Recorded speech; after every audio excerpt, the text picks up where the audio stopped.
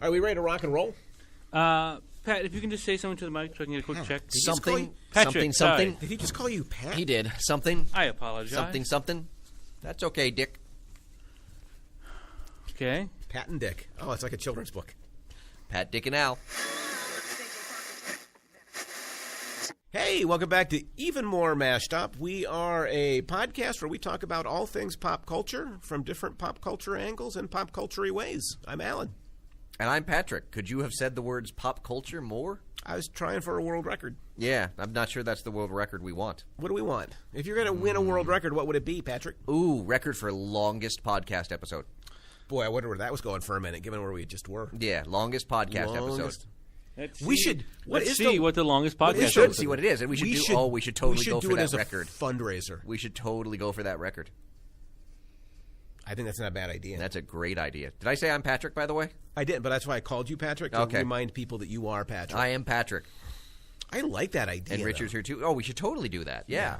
Go for the Guinness Book of World Records for longest podcast episode. I can't be more than like 3 or 4 hours. Which, by the way, September 30th was apparently National Podcast Day. I totally missed it. I totally missed it, too. You I would saw it think. I saw it on my Facebook and my Instagram. You think the producer would send a gift to the talent You think on so? National Podcast Day? Yeah. Am I a producer? No, we were talking about Scroy. Oh, okay, good. It's like I don't have anything. So, yeah, so today we are doing another installment of Trailer Park. What? It's a horn. No, it's screech, screech. No, that's not right. And why would you push this Why, button like, for you screech? said screech? that? What am I doing? Screech, screech, and you're pushing a button. Screech, honk, honk. There we go. Okay, what's the That's the driving, Okay, what's the screech? braking, And what's the honk honk? hitting the horn. Why? Why Because are you're you about hitting to the hit horn? someone because you had to slam on the brake so fast. Because they're screeching. Screech, Honk, honk. 52 hours. Oh, Jesus. Maybe we should find something else to Yeah, do. maybe we should find, yeah. And that's only audio. If you do webcast, it's 150 hours. Man, if we had to do 52 hours, there must be rules where you can take a break every once in a while. Uninterrupted. Uninterrupted? Well, the episode, but like we could swap each other out or bring on guests. Yeah, like you'd have to almost have two more co show hosts. So If we had 2 more hosts, we could do the show forever. Co-show hosts. I'm pretty sure that's the technical term. Well, we're learning the business working with Yeah, Richard. the co-show hosts. it's all I'm pretty there from. together. Can we get them from Coshahawken? Yeah, it's what I've listed on my CV. I'm a co-show host. Is that what it is? Yeah. I'm a show co-host. So we get I'm a host show co. We get Rebecca and Tamara back, There we go. and we do movies for 52 hours and 10 minutes. No, we can just watch a bunch of movies and talk about them as they're going. We could do that too. Yeah. I mean, that'd be copyright issues. Or we could start with we could just watch all the Netflix shows, superhero shows from Yeah. beginning to end. Oh man, we start with Gotham. Not a And, Netflix show. Netflix show. It's not. What? Oh, HBO, right? No, that's Game of Thrones. Here is our media expert. Yeah. I don't know the shows. No, I'd like to point out I can plug cables in. It doesn't mean I watch things. an HBO version of Gotham would not be a terrible idea. It couldn't be worse. Mr. Freeze is coming. I see what you're doing there. Yeah, because it's winter. Little Games of Thrones. There we go. Yeah. Yeah, it could totally work. Mr. Freeze is coming. Yep. Yeah. Bats of Thrones. Yep. Games of Bats. Incest of bats. Not sure I like that part. Yeah. Yeah. Does So, it yeah, say- so does it Trailer ever- Park. Oh no, I forgot to start my So clock. that's okay. I started mine. So we're jumping to some movies coming out Just later cut in the 5 year. minutes off yours. cut 5 minutes off. So So- you're saying we're negative 5 minutes in right now. We're 3 minutes and 40 seconds in. So I should add 3 minutes. This is a riveting podcast. I gotta Never say. mind. I tried to be helpful Cut when I 5 failed. minutes off. Yeah, I don't even know what that means. yeah. I don't know either. So what's this trailer park thing you're speaking of? Yeah, so we're talking about. We're what? We're talking. It's not just me.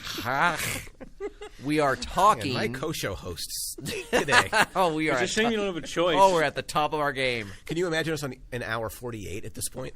Oh my God. You'd be on the ground. We'd just be gurgling. Yeah. Balls. Ball. Just ball. Just ball. Yeah, so we're talking. Yes, what are we talking? We're talking One more spring, summer time. superhero movies. Specifically, Captain Marvel and Dark Phoenix, whose trailers dropped in the recent weeks. Clearly, it is the era of the superhero woman. It is, yes. Both of these films superheroine. ostensibly featuring female protagonists. That is what I ostensibly understand. Yeah. So, which one do you want to start with? Well, you're the boss today. I'm not the boss. You told me Captain Marvel first, but I can go either way. I mean, that's what I've got listed first, but I'm good with either. All right, let's do Captain Marvel. Let's do Captain Marvel. All right. You want to start or you want me to start? You can start. Okay. I will just start by saying what I think you're going to be shocked at. Uh-huh. I'm super excited to see this. Okay. Just because it's a Marvel Studios film about a woman. Okay. I just feel like they've done everything else so well. They have. Why won't they do this one? I'm a little concerned. I know you are, but I'm really looking forward to it. But I am a bit concerned based on the trailer. Yeah, what are your concerns? Well, number one, the first full minute of the trailer is Sam Jackson's voiceover leading up to his reveal. Right. And it's all she's talked about. Right. She's not really... she doesn't have a lot of agency in that opening. Like, it's a lot of her being talked about. She doesn't speak. It just seemed a really odd choice to have, like, the first thing we're going to emphasize in the Captain Marvel trailer is that Nick Fury is in this. And then we'll get to talking about, and then we'll get to presenting Captain Marvel. I think that's fair. I wonder if part of that is that audiences know Nick Fury. Yeah, I would have really well, right? I would have flipped things. I would have done something with Captain Marvel and then had the Nick Fury bit be in the middle. Yeah, because they do Nick Fury, then you get Captain Marvel's voiceover, then you kind of get both of them at the end. Yeah, so I can see what they were going for, but I would have liked to have seen it start with her talking. I totally see what you're saying. I think I understand what the studio was thinking, even if they got it wrong. I can see it. Yeah. Fury is the established character. It is. He is. He's the one that pulls in. People just love Samuel L. Jackson. They do. Too. Yeah, I know. I hear your tone, and I appreciate your tone. Yeah. So I can see why they did it, but yeah. I can see your point. I mean, that kind of jumps ahead to where I wanted to end, was talking about some of the gender politics of today. We can get to that. So you want to talk about the trailer itself first? Yeah, let's start with the trailer. But I also want to talk about... I do find it kind of interesting, kind of building off what you said about this kind of being Marvel's tentpole female protagonist movie like Wonder Woman. Right. I do find it very interesting that that's going to be Captain Marvel. I think, given her history in the comics. Given sort of her stature. Yeah. Historically in the comics, you're right. Like, I mean, I guess Storm is out of the universe. Right. So, like, Storm would have been a more logical character. That they haven't made a Black Widow film yet. That's within the MCU. That's the one that would make much more sense. Is very, very strange. Yeah, or even Scarlet Witch. I don't know that they've done enough with the Scarlet Witch. I don't think there's.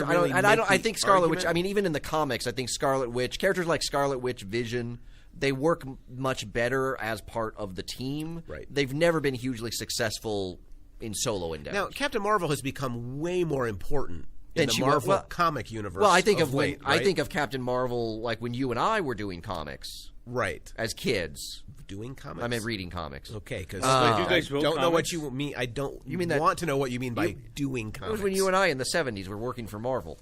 Okay, got it. Yeah. But yeah, like Captain Marvel, she was sort of Marvel. It does make sense that she's going to be the first female film, because she was in the '70s. Their very sort of conscious effort of we're going to do a feminist superhero, right? And it went off the rails pretty quickly. Hard to imagine. Yeah, I know, shocking in the '70s that they didn't handle that. How well. could they fail? But she was around. She kind of joined the Avengers for a brief time in the '70s. Yeah. Then she's written out in Avengers. She hung around the X-Men for a while. Well, and then she gets basically Rogue takes her powers. Yep. She's in X-Men. She becomes binary. And is basically in limbo with the Starjammers. And for most of the 80s and 90s, she's not really around. No. It's not really until Busiek brings her back in the post-Hero Reborn Avengers as Warbird. And it's kind of from that, because he actually said something about, he doesn't want to take too much credit, but he said, I don't feel like we get the Captain Marvel movie if he doesn't bring her back when he does, which was in 98. That's where you can start charting her moving up to being Marvel's Wonder Woman. Only very recently. Very recently. You listen to Marvel Studios talking about her being the most powerful character in that universe, and it's kind of stunning. Yeah. The way in which Captain Marvel has become the tentpole. At the same time, it also very much parallels what the MCU has done with Avengers and with Guardians, because no one would have ever expected, based on the 80s, Right. that Avengers would be the massive film franchise Right. that it is. Right. And same thing with Guardians. no and Captain way. Marvel, kind of like, you wouldn't expect that's going to be their tentpole. Not Storm, not Rogue, not, any number of people. Right. I mean, well, any number of X characters Yeah. kind of make more sense, but in that way, they're sort of divorced from the universe at present. So you can kind of understand why it's not even Kitty Pryde. Yeah, I mean, there's Would make for a really, really interesting. I mean, there's a lead in lot, film. and Black Widow, I think, as well. Like, I think if you were asking early on in the MCU, like, who's going to be the tentpole female film, it's going to be Black Widow. Like, Captain Marvel comes out of nowhere in a lot of ways. In some ways, like Sue Storm. Yeah, When Iron Man 1 came out, if you were ranking the probability of the female hero that would be the first Marvel hero, Captain Marvel would be pretty far down that list. Yeah. Yeah, and so Sue that's what Storm movie I would find also really be interesting. Because pretty awesome. we're talking about someone who's basically, been a significant presence in the Marvel universe for around 20 years. Yeah. And probably, I mean, she became Captain Marvel in 2012. Yeah. So probably only like 10 of that is when she's been sort of pushed forward as kind of this major female hero. Right. So that's what I just find very interesting, is that, she was never, in the same way that I never expected there to be Avengers movie growing up, even though I would have loved that. Right. I never would have expected Captain Marvel. Like, she was always a second-tier character at best in the 70s and 80s. Right. In limbo for most of the late 80s and 90s. Yeah. And then it's really in the 21st century that she's come to prominence. But to me, it's very Marvel Studios. It is. Once again, like, we're going to make an Ant-Man film. Yes. And you're It going to go fits- watch yeah, it. Ant-Man's another good example. Yeah. And off we go to watch it. Yeah. So there's power in it. So, like, in those ways, I see your critique of the lack of agency in some ways in the it trailer. just struck me as really odd. Right. And I get the whole point of hers that she falls down and she gets back up. Yeah. There's a lot of falling down Yeah. in the trailer. I will say that for all of the falling down, her hair remains fabulous. Rachel would like that point. Yeah. Like, there is still a hair thing that is always worth talking Yeah, about. like that was like I was like these she's films, got like that really kind of flowy 90s hair. Like that is 90s hair. Yeah. So that it opened in a blockbuster. I liked that. Is a nice Nothing little tells touch. you 90s, but just Right. like the tab in Transformers, Yeah. Blockbuster in this says, okay, we're sometime in the past. Right. Well, and then she goes to a mall. Yes. That's still, like, open and thriving and full of people. Yeah. Yeah. Oh, Like, it's- full oh, of people. man. No one who even takes a second glance at her in her kind of And that- weird alien costume. Yeah, I'm because you're like, it's the 90s, man. which I got to say, I do kind of like the green kind of tone of the costume. I mean, I think it looks great when it shows up in the red and blue as well. Yeah. But I kind of like the green for the Kreen version. Yeah, I think... She has a Got it. Kree green. Yeah, it Kreen. Because of the Kree. Wordplay, yes. Yeah, Kreen. Hashtag wordplay. It's pretty good. I like the Kreen. I think they made the right choice in terms of her potential costumes. Yes. Oh, yeah. Yeah, because the 70s costume... The 70s costume, as much as I love that costume, that would not work. Yeah, it is a classic... It's a classic. Kind of I'm hoping. schlocky- I'm betting they do some kind of like. Oh, but don't they always? I'm Gesture I'm a towards it. little tired of that. I would not be surprised if they Luke did. Cage, seeing himself in the reflected back in the such a car good window. moment. Yeah, I don't know. You look ridiculous. We do that so often that I don't know we need to do it. But, I know. Yeah. But how do you get her into something that even resembles that unitard kind of look? Yeah, that's the other. Yeah, It could be a difficult... could be tricky. Yeah, it could be tricky. Just have it pass by like a Halloween store or something. that'd work. That could work. Maybe. And Yeah. then, like, she sees her reflection in the costume. And she's And then like- watch it explode. So I've seen a lot of Explode. people comparing it to Green Lantern. Have you? Yeah, movie I've seen or like the that. costume? That's kind of what the movie. So they like it's going to be Really? a colossal flop? Like they're Green concerned Lantern? that it feels very Green Lantern-y. I mean, you've got the ship crashing to Earth with her in at the beginning, which is sort of Green Lantern-y. She's a fighter pilot, like Hal Jordan was a test pilot. Still sounds like a Star Wars movie to me, too.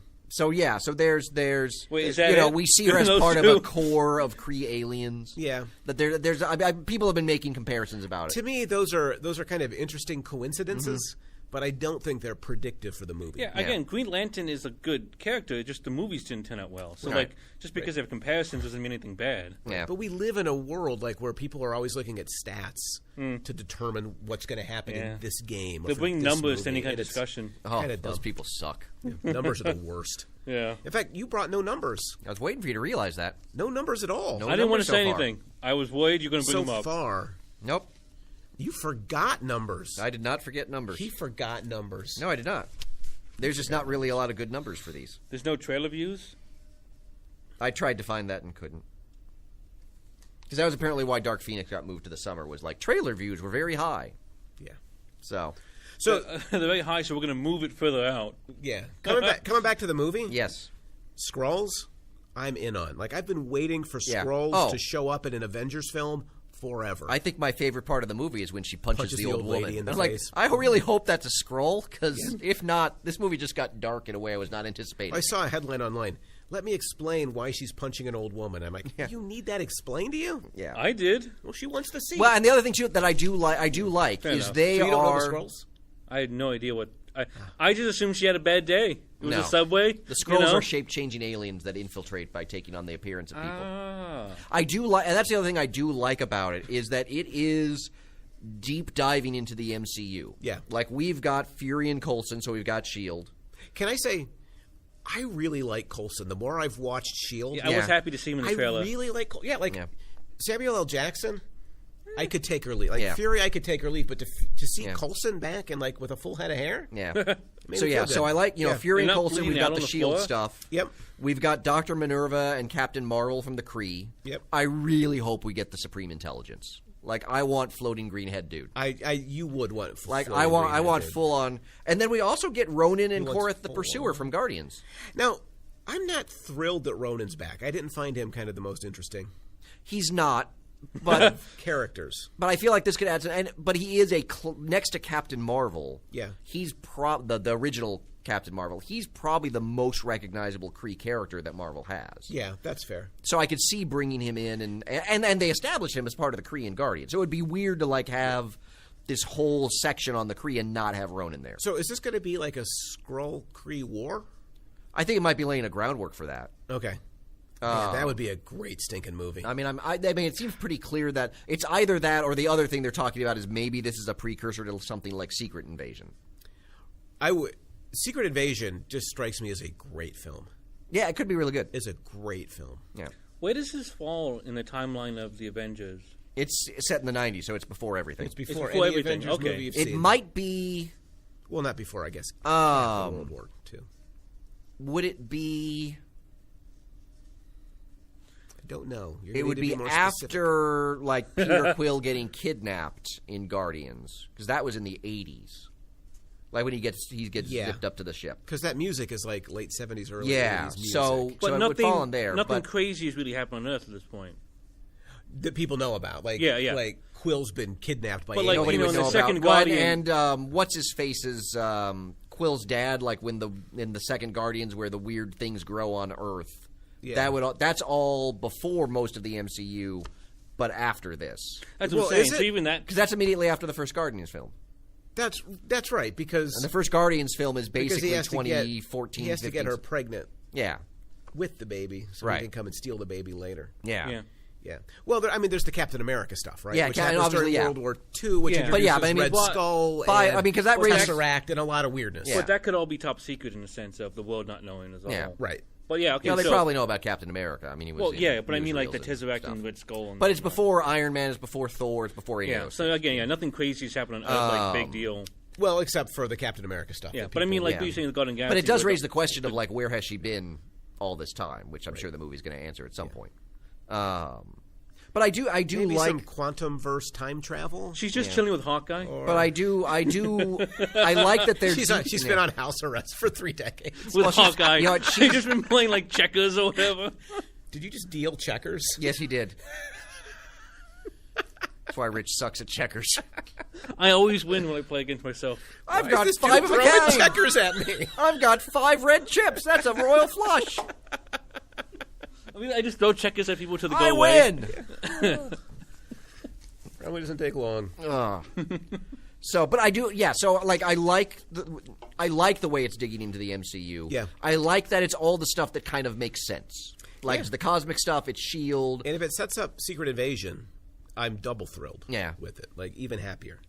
Now, are you buying the argument that Carol already has Binary's powers when she comes back? It's been knocking around a little bit online that you see the glowing in the eyes and different sort of power signatures that you might associate. Yeah, with I mean, binary. the scene where she's on the train or whatever, where she fires out of her hands, I thought the effects on that looked pretty lackluster. It's going to be because one of the things that struck me is they've got this whole sort of she doesn't remember being on Earth thing, which are well, that's weird. That's not really part of Captain Marvel's story. But I'm like, wait a minute, is that what they're doing to replace Rogue stealing her memories? Which is what happened in the comics. I'm like, is that their twist on that? So maybe that's what to kind of get that sense of. Because again, that was the thing is when Rogue she stole her memories, and even when she got them back, she had no emotional connection to them. So she remembered her parents, but none of the feelings of her she had for them. Yeah. So that I thought was really interesting. I was I wonder if that's how they're adapting, kind of that she comes back to Earth, but doesn't really know. Is that a version of what Rogue did to her? One of the things I liked about the trailer is it didn't reveal a lot. No, it doesn't. And I like that, because there's a while before the film is actually here. Yeah, it's not until March. So a slow sort of reveal makes more sense to me that way. Yeah. Yeah, and so if she's going to be the most powerful character in the universe, she might need the binary powers. Oh, I think it's pretty clear that she's gonna because she can't be have those kind of upgrades. Yeah, she can't be just a Kree soldier, right? Because there's a bunch of people like that, and that's fairly ordinary in the Marvel universe. Yeah, no, either she's going to have the powers or she's going to get the powers in some point over the course of this film. Yeah. There's obviously a question of clearly I'm assuming she, in putting on the red and blue version of the costume, is going to change loyalties from the Kree Empire to Earth. Yeah. It seems, I think it's Jude Law again, actually playing, I think he's playing Captain Marvel. Is he? Yeah, I think that's who he's playing, the original Captain Marvel. Because, again, in the comics, she got her powers due to, an accident where she kind of merged with him. Right. So maybe that might be a way that we get sort of her powered up. Something's going to have to happen. Yeah. Yeah. Either it's gonna have to be something that happens, or it's gonna be something innate in kind of her mixture of Kree human genes that gives her a greater power. Yeah. But yeah, I'm cautiously optimistic. The trailer, I have issues with kind of the way the trailer's framed. Yeah. But again, it's a Marvel movie. I'm well past the point where I'm gonna doubt a Marvel movie until they actually fail. Right. Yeah, that's how I feel.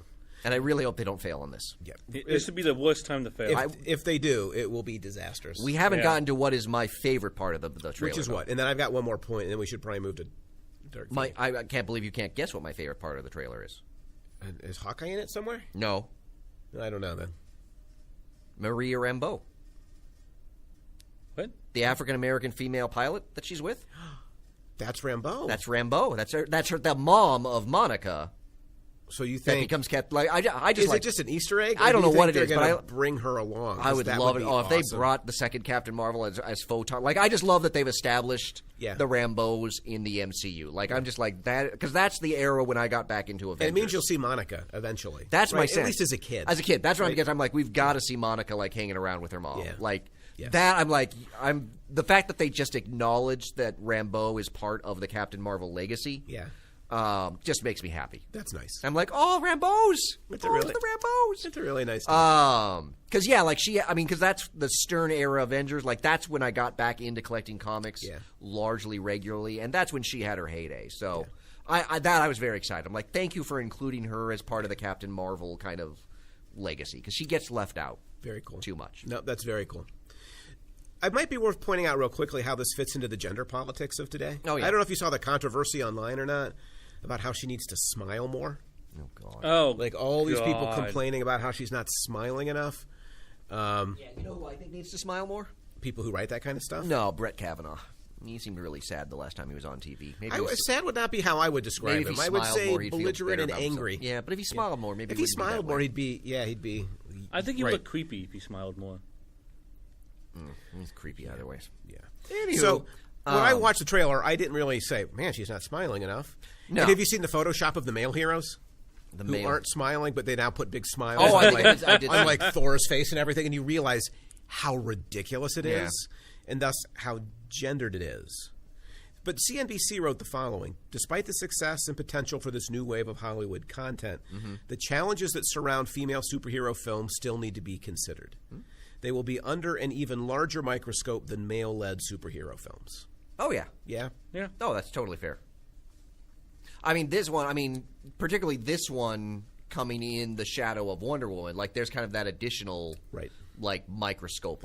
Yeah, but Wonder Woman's bringing back Steve Trevor, so it's already gone down a couple notches. Yeah, but probably just as it goes. But it hasn't happened yet, so we can pretend it's not going to. But yeah, I really want this movie to succeed. Oh, I so desperately want this movie to succeed more than any Marvel movie that's been. Yeah, I really do. Again, and there's no reason to doubt Marvel. No, like they pulled off Ant-Man. Brie Larson is great. She's a great actress. I mean, again, nails the look of the character. Right. They're introducing the right kind of Marvel history. Yeah.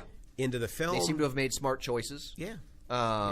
There's nothing about this that makes you say, uh-oh. Not yet, yeah. So, but yeah, so I'm like, please don't let Venom be the movie that screws up the Marvel Universe. If Marvel doesn't give Captain Marvel agency in this film, I will be stunned. There is, like, given what they did with Black Panther and the female characters in Black Panther, to me it is unimaginable that what you're seeing in the trailer that's just my concern. Is going to kind of like shape the whole film. Yeah, I don't like the way the that. trailer starts off with her framed more as an object than a subject. Totally fair, but I can't believe that's what the film's going to be. I can't either. If they do, they're in trouble. Yeah, they're in deep trouble. They're in deep trouble. And they're listening now. Yeah. So they got time to fix it. They clearly. Again, we keep waiting for Marvel to contact us to help them with their scripts. Yeah. I don't know why that hasn't happened yet. Well, they don't have to. Just listen to the show. It's a fair point. We're kind of giving it away. That's true. What do they say? If you give it away, nobody will pay for it. Yeah. Who says that? Yeah, maybe if we... I don't know. Anywho, Dark Phoenix? Dark Phoenix. I think we're about halfway through the show, so it makes sense to move to the second topic. Yeah, I agree. So the final X-Men film from Fox, sort of the swan song of the X universe as we know it. It's about time. Although the X-Men First Class have been pretty good films overall. Yeah. I mean, First Class was really good. I really liked that. I mean, I would say the X universe, the first X-Men was perfectly good. Which one? You're going all the way back? I'm going all to the way back. beginning. Yeah, the first X-Men was a good solid start. It was start. good. X2 was X2 is still one of my favorite superhero movies. X2? I think that's the first one to really pull off the superhero team. Yep. X3? That's a bit of a hot mess, and I might be bringing that up today. First Class, solid. Better than solid. It's one of my favorite superhero films. Yeah. Days of Future Past. That was after that. Oh yeah, again, so much even better. Up there with the best of them, I would say. Not quite. I didn't X2. like it as much as First Class, but it. Yeah. I like that it retconned so much of the bad stuff. Oh, that's what I love about it is that it embraces. I think we talked about on the show. Yeah. Like it embraces what is the fundamental aspect of X-Men comics, which is completely jobbed continuity. Yeah.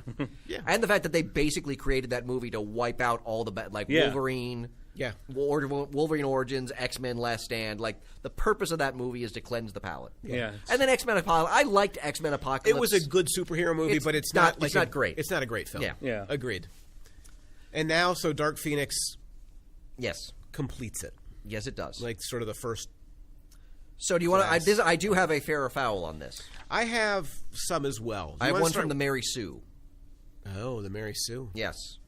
This is the title of the article. Dark Phoenix trailer shows how little the X-Men franchise has learned since Last Stand. Well, the problem with Last Stand, from my perspective, is it just crammed too much in there. And I'm concerned there's a lot of Last Stand in this trailer. The thing is, to really do the Dark Phoenix right, you probably need 3 films. Yeah, at least 2. Yeah, but you could see it as a trilogy, too. Yeah. But at least 2. But it's not going to get that. It's going to get one. And once again, we're doing it in one. So I totally hear that concern. Well, we're doing it in one. We're doing I mean, again, if you look at the trailer, it is almost... It's hitting all of the same beats as Last Stand. Yeah. Phoenix is out of control. Right.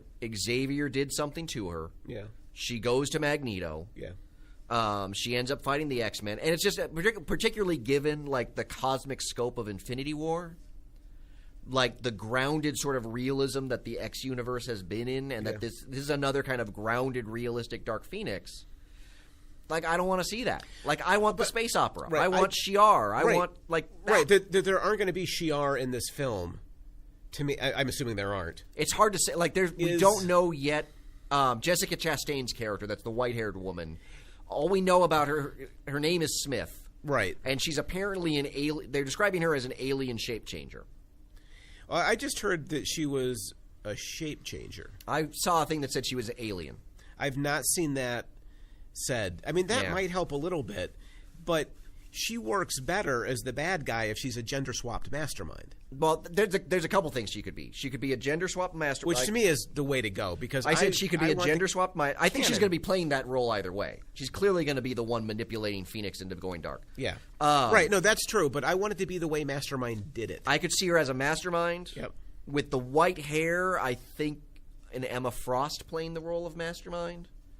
The other one that sort of splits the difference. Yeah. Because if you remember, what Last Stand tried to do was graft the Phoenix saga onto the Gifted storyline where the mutant cure was developed. I think that was a Whedon storyline. Yeah. I wonder if she's Cassandra Nova. Oh, man. I so hope not. Who had kind Never of a liked quasi-alienness about, like she was Xavier, and she took over the Shi'ar. Like, I wonder if that's who Chastain's character is. But all of that just makes me feel, it just feels so, like I just watched the film, like I watched the trailer, and like this feels kind of pedestrian. Right. To me, the moment that really made me hopeful in the trailer is when you see them going up into space. I know. And they're going to have they're going to have moment. The incident, right? Yeah. And then that incident should spin them into space. You're Yeah. right. It should be the space opera. It should be. They are clearly trying to do something different. Like, there's a lot of complaining that seems so character-driven. I don't necessarily have a problem with that.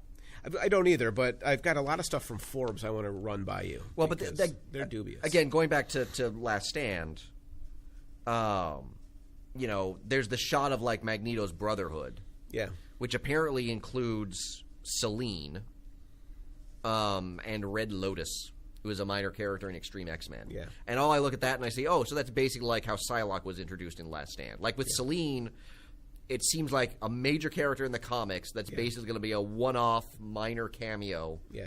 In here, that was the problem with X3. Right. And it was like it became a series of can you spot all the cameos? And that is my fear, is that like I look at this movie, and Spot first off, the mutant. Simon Kinberg, who is he's the writer and director of Dark Phoenix. Yeah. He co-wrote Last Stand. Yeah. I'm not. Now he claims he's learned the lessons of the first run at it. Lies. Yeah, I look at this film and I'm like, but it still feels like a retread. Right. In a lot of ways. There's stuff about the film that appeals to me. McAvoy and Fassbender, I think, are really terrific. They are, but the last film I thought we kind of put to bed the Magneto Xavier. Like, I don't want this to be another Magneto Xavier Mystique movie. Well, that's my next point. I'm tired of the Magneto coming and going arc. You know, he's good to bad to back again. Yes. You know, like it's been he loses. It's been done now. To be fair to the movie, it's been done in the comic book so often that there's a kind of truthiness to it. Yeah. In terms of the canon, but it is like it's. Did you like it when it happened in the comics? No, no, I didn't say it was good. I said that it does reflect the way that it's good to its source material. Shifted back and forth. At least in the comics, he does it over a series of years, like in these films or decades.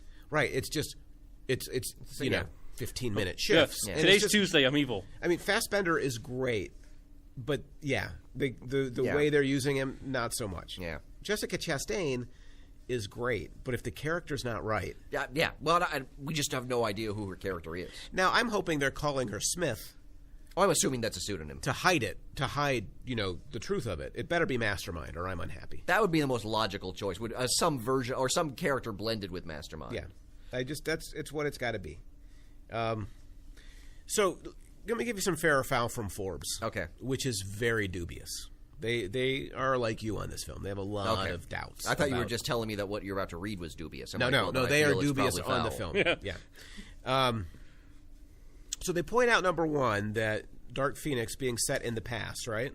Mm-hmm. Makes it by default both a female-led superhero flick and yet another female superhero movie that's a period piece.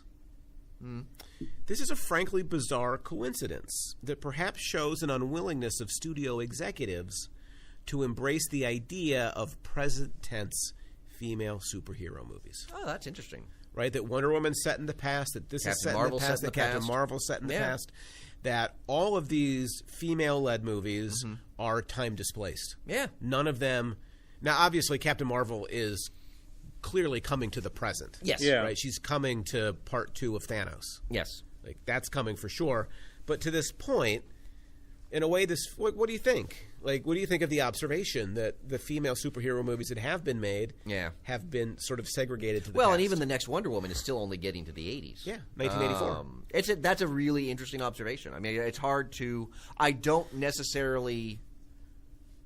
I mean, yeah, because you could argue, Wonder Woman set in the period piece, but then we do see her in the present in Justice League. True. And Wonder Woman... And in Batman versus Superman, where she was first introduced, she's in the present. And given the source material of Wonder Woman, it would make sense to start in the past. So I don't... I mean, it's an interesting trend. I don't know that I necessarily see it as inherently problematic. Right. To me, it's like the voiceovers in the Captain Marvel trailer. Yeah. Could be a bad thing, but not necessarily so. Yeah, I mean, with the idea that Wonder Woman's going to be moved forward... And she already is forward. And already is forward. Like she's Captain Marvel's going to be moved forward. But it is kind of an interesting trend, and I can see why they sort of put the spin on it that they do. But when Wonder Woman's in the present, it's not a female-led film. Right. Right? She becomes just a supporting character in the present. She can be the lead. Well, except for the fact that, I mean, I think in Justice League she was still the best character. And she was the leader of the team. I think Bruce says... I think by accident. Leader, so... You know? By accident more than anything else. That movie is a bit of an accident. That's what I mean. But yeah, so I could see that. I don't know that I necessarily see it as inherently problematic. Particularly in the sense that particularly with the Marvel Universe, we're at the point where the Marvel Universe is so established that if you want to introduce someone in sort of the present and not have them be the complete rookie, you've got to do their origin in the past. Right. Yeah. So in a way, Marvel, in doing a prequel to Thanos Part 2, is solving a bunch of problems that you would have if she just showed up in the present. Yeah. Well, it's kind of an interesting take. It's kind of the flip of Infinity War, which benefited from not having to really introduce anyone except Thanos. Right. And so it becomes a Thanos movie. Yeah. Here, they've anticipated, they know they want Captain Marvel to just kind of show up in the Infinity War Part 2. So they very smartly said, well, let's do a film, whereas DC would just have her show up in, like, Justice League 2 and try to explain all of her backstory along with, like, 8 other new members of the Justice League. So the counter-argument to the Forbes article is to say that the prequel is actually a way to empower and provide agency to Captain Marvel. Yeah, and in a way that you could not do Yeah. if she just showed up in a film. Right? She'd either be like a god in a film that's descending already from on high. overstuffed with... Right, and isn't going to have time Well, and again, for that kind of exposition. If your solution to Thanos in Infinity War is Captain Marvel showing out of the blue, my sense is fans are not going to really feel... Right. I'm already concerned that I don't know how the Infinity War 2 movie is not entirely anticlimactic. Yeah. Like, we know everybody's got to come back one way or another. Yeah. And I'm just like, so I don't know. It depends on how do they come back. Yeah, I'm just really... Are they going to use Part 2 to rewrite or revamp the franchise? If they do, then I think there's a lot of climax. Yeah. But yeah, I should say, I don't see any way that doesn't make... that Part 2 works that doesn't make kind of Part 1 feel anticlimactic. Right. So yeah. Well, the way Part 1 ended, like with the little kid sobbing behind me in the theater, or the guy in the back of my theater was like, "Oh hell no!" I don't think you do better than that. Or the people like sitting next to me, they're like, "Oh, I thought they were going to do a Black Panther movie." Like, no, we're doing a Black Panther. Yeah, or like when Spider-Man goes, it's like, well, now you know for certain. I guess they're not doing it. He totally flopped. They're never bringing him back as Spider-Man. He's terrible. You're looking at that, it's like, his death scene was not poignant at all. No, that's just a hack. Just a hack job the right paces, there. You know? Jeez. It's like as soon as they do that, it's like, oh, so they all it is kind of back. interesting that I think Avengers and Infinity War 2 will change the effect of... I'm really interested to see what they do with Infinity War 2. Yeah, me too. But that gets us off of Electric Boogaloo. Dark Phoenix. Yes. Yeah. Bobby's big on Electric Boogaloo, but I don't think most people our age know the reference. They don't. Okay. I get the reference. No. I think people our age knows the reference. Yeah. People who are not our age don't know the reference. Yeah. I get the reference. Bobby says it's big among the kids. It is. Breakin' 2 Electric Boogaloo? Yeah. No, the second part. Something to Electric Boogaloo. Well, again, they're just doing it with no knowledge of what it means. Yeah. Well, I don't know if they do or not. It's just pastiche. Your favorite thing. It's very postmodern. So Forbes says that this is, quote, a pretty dull and low-tech trailer. with more than a passing resemblance in the first half to X-Men Last Stand. You've already kind of covered that. But again, it just again, particularly given what the MCU has done. Like, I can understand when X-Men, the first X-Men comes out, like doing it in the sort of that very grounded realism. I mean, they had a very limited budget. Yeah. And so the X universe has always been like Days of Future Past got a little sci-fi out there, but that's as far as and Apocalypse, but that's really as far as they've gone. Yeah. Like this, just particularly given that it is the Dark Phoenix saga, which is as space opera as you can get, that we're once again getting this very sort of grounded, realistic take on it. I'm like, I saw this. Like, this is not what I want to see. But Forbes says I want the Imperial Guardsmen. Right. Where are they? Right, and Forbes says it's even worse than that, right? Because you want Gladiator. I want all of them. Yeah. I want all of them. Yep. I want Gladiator. I want the Hellfire Club. Oh my gosh! Like I want the original. Without the Hellfire Club. Yeah, yes. I want Sebastian Shaw. I want Fat Leland. I want Donald Pierce. Like, I want those dudes. You want Emma Shaw or Emma? I want Emma Frost. Yeah, like those are the people that. That's the Hellfire Club. Like, right, that should be the Hellfire Club, and Mastermind should be part of it. Yes, and that's where you get the Dark Phoenix. Yes, and it's such a good story. It is. Like, there's like they continue to muck with it. That's the thing. Is just it is so the frustrating. one story that you literally should just treat the comics like your storyboards. Right. You should. You know what you should do? You should do what what's his name Snyder did for Watchmen. Yes. Right. That's what you should do. You should take the comic book and you should shoot it panel by panel. Like, it's just do and that. It will be terrific. Like, nobody wants like, to see your good. grounded, realistic take on Dark Phoenix. Right. I want aliens. I want the M'Kron Crystal. Yep. I want, the Starjammers. Well, like, and you think they where's would get, like, where's Chode? You want a showdown on the dark side of the moon? Yeah. Like you I want. want a Watcher. Done. Where is my Watcher? You think they look at Marvel and go, like, what is Marvel doing? They're on Titan, fighting Thanos. Notice what they're doing. They aren't particularly given Infinity War. Like, I look at Infinity War and I'm like, that's what I want for Dark Phoenix. Yeah. Like, I want to go to Titan. I want to go to nowhere. I want to, like, yes. It should be epic. Yeah. Yes, because it's epic. We have plenty of grounded and realism. Yet Hollywood keeps coming back to the Dark Phoenix story. They do. They keep, and they keep saying, I know better. Yeah. And they haven't yet. Or we're going to take the Dark Phoenix, but fit it into sort of our... Right. But that's how they know better. Are they doing it because it's cheaper? Because, like, they don't have to do all those effects of being in space and whatnot? I guess so. I mean, yeah, but, look at how much money Infinity War made. Right. Like, the Dark Phoenix done in a Watchmen-esque kind of style. I mean, it's sad at the box office. That still the best adaptation of the Dark Phoenix saga is the cartoon from the 90s. Yeah. And they just they basically did the comic. Which is what it should be. With their cast. I mean, they don't have Colossus, so they have Rogue playing that role, but that's what I want. Forbes goes even further. They say, look, we're retelling the Dark Phoenix saga, which we've already done, and we're doing it with a Jean Grey, a Cyclops, and a Storm, who were only introduced in the last movie. Yeah.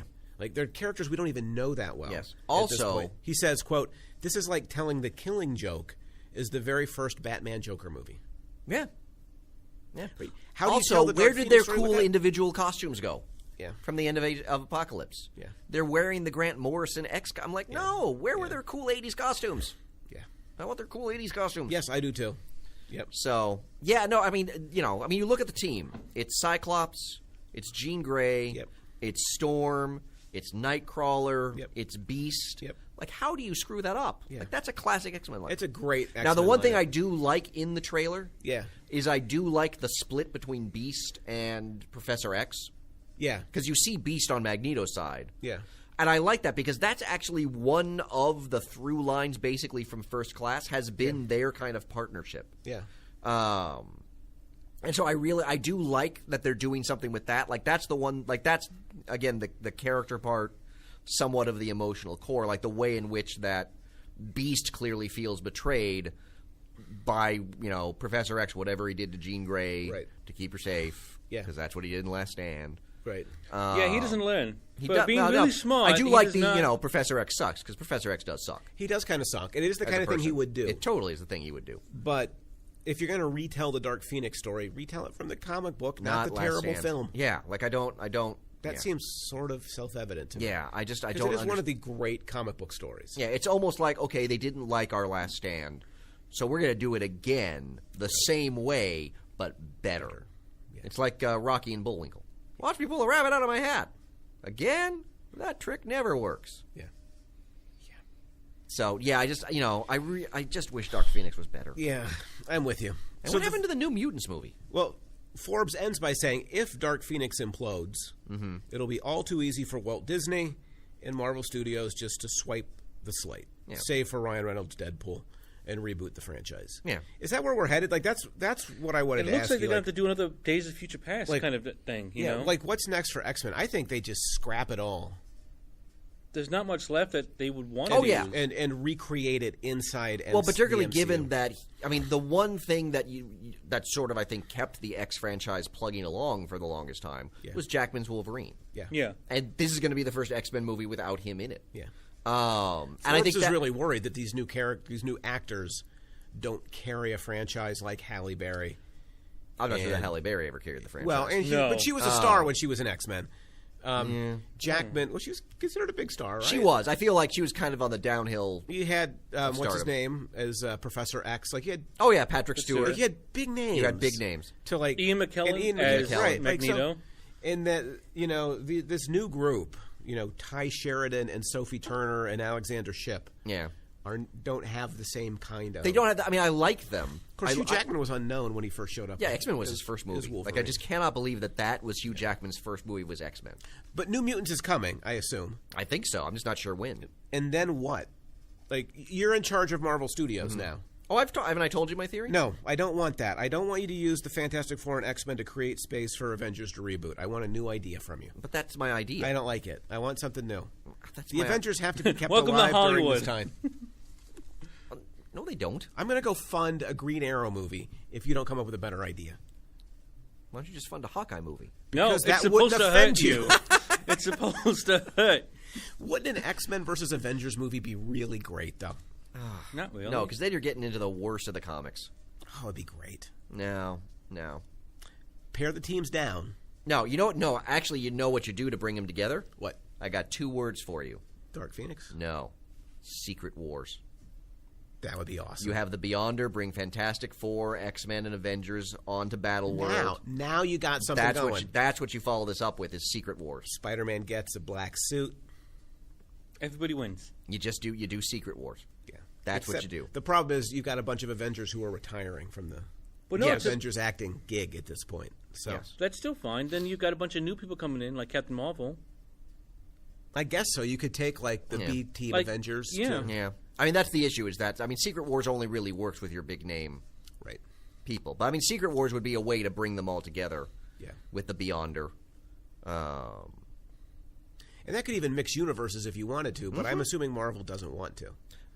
Or that's how the X-Men and Fantastic Four. But what I'm saying is, like, do you want to bring in the X-Men franchise? Oh, that you see is kind of stumbling now. Oh no! And the last Fantastic Four into that. Wipe it clean. Was the start over, then bring it in. Oh yeah, that's the other thing. Kinberg, who is directing Dark Phoenix. Yeah, this is literally his second movie that he directed. Good. He's been good second movie to try it out. In terms of his writing credits. Yeah. So he wrote Mr. and Mrs. Smith. Yeah, hated that film. Triple X State of the Union. I did watch that film. And the other movie that he has credits on is the most recent Fantastic Four. And this is the guy writing Dark Phoenix. So they just gave up, or? Well, he's been a producer on X-Men since it started. Right. So I think it's kind of hard to tell him, no, you can't write and direct the movie. But somebody still should. It just sounds dangerous. Yeah. Well, the other thing too is that I kind of wish Matthew Vaughn that did First Class was still around. Yeah. But yeah, so I'm so Secret Wars would be a way to bring them all together. Yeah. But again, particularly if you're losing Cap and Iron Man and Thor. Yeah. And Black Widow and Hawkeye, like you're losing the mainstays of the team. Like you can't do Avengers without those Hawkeye 5. On that list. He can stay. Oh, and Hulk. Nobody cares. Hulk as well. Right. No, to me, this is a really interesting time because the Avengers have run their course after the next film. The X-Men franchise has kind of run its course. Yes. Which again is why I suggested you use Fantastic Four and X-Men to reboot, and then you do Avengers. The last that. Fantastic Four just fizzled. Like it fizzled might be too generous. It misfired. Yeah. I don't know what it did, but it flamed off. Flamed off. I see what you did there. So yeah, maybe you can use it to buy sometime, but it just to me this is the really interesting time because now they've built a universe that they can't sustain. Talking about all of them, really. Oh yeah, because the Fantastic Four is terrible. Yes, unsustainable. X-Men Dark Phoenix again clearly is at the well again end even if of you that even think kind about of run. if you even think about X-Men Apocalypse, like at the end of that you literally had McAvoy and Fassbender doing the same dialogue from X2. Yeah, like there's kind of this idea of things being recycled there as well. Yeah, so it feels like it's come to an end. Mm-hmm. So what's Marvel going to do? Because they're making some pretty decent money right now. Squirrel Girl on these films. Oh, that'd be nice. They could. I'd probably go watch a Squirrel Girl movie. Mm-hmm. They can't do Cloak and Dagger because that's on. Yeah. You know what they could do is if they could take more of a hand on the Spider-Man franchise at Sony. Yeah. They could build a Spider-Man universe because they haven't done that yet. Right. And Spidey's got a great rogues gallery. Like next to Batman, he's probably got the best villain. So do you then let all the other franchises sit? It feels like if I'm Marvel, I want to find a way to start pulling them together. Right? So Spider-Man already is in the Avengers universe. Yeah, but so if you build up his side of it. Yeah, I'm just thinking more along the lines of if you know you're losing Downey and Evans and Hemsworth, you can't just replace those guys. Well, I mean, look at the young X-Men cast. You can't just put new people in the roles. Yeah. You could try, but it's not worked well. It's not going to work. Like there needs to be that breathing room. Yeah. So I could see building up the franchise and like building up Spider-Man, building up Fantastic Four, building up X-Men in the MCU. So the Avengers you don't make Avengers movies for a while? I don't know. Like it's to me. I mean, it's hard for me to believe that Hollywood's going to let that happen. Like, we're just not going to make Avengers movie. I mean, we made $200 billion on the last movie, but we're good. Maybe the second Thanos movie convinces the old guys to kind of pull back, and thus your Avengers franchise moving forward is Captain Marvel. It does, but I mean, you look at that Avengers franchise, and you're talking about Black Panther, Captain Marvel, Scarlet Witch, Vision, Black Widow, Ant-Man, maybe Black Widow, maybe Hawkeye. That's not a terrible movie, I don't think. I don't know. It's not. It doesn't quite have the oomph that Avengers has. Nothing is going to have that oomph. Number one, because it came and it was. Totally you know what would give it that oomph? Who? Dr. Druid. I don't think so. Maybe Brother Voodoo. Wasp. Triathlon. You bring Wasp in. Triathlon would be great. Death Cry.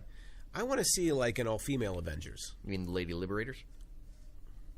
You could call it that. You could call it A-Force. I don't know what you want to call it. That was in Avengers number 83. There was like Medusa, Valkyrie, Black Widow. Well, it was actually Enchantress masquerading as Valkyrie. That was sort of like the female, or Scarlet Witch. So imagine it like an A-Force kind of thing. You could do that. I think the female actors in the MCU have said they want an A-Force movie. Black Widow, Captain Marvel, Wasp, Scarlet Witch, Scarlet Witch, Shuri. Yeah, that's enough right there. Yeah, like there's your team. All of a sudden, there's a whole team. Yeah. But I guess we're going to have to wait and see. Yeah, I guess we will. On that. As much as we know, and as the 8-Ball knows, there are questions we can't answer. That's right, and Marvel really should call us. We will wait by our phones.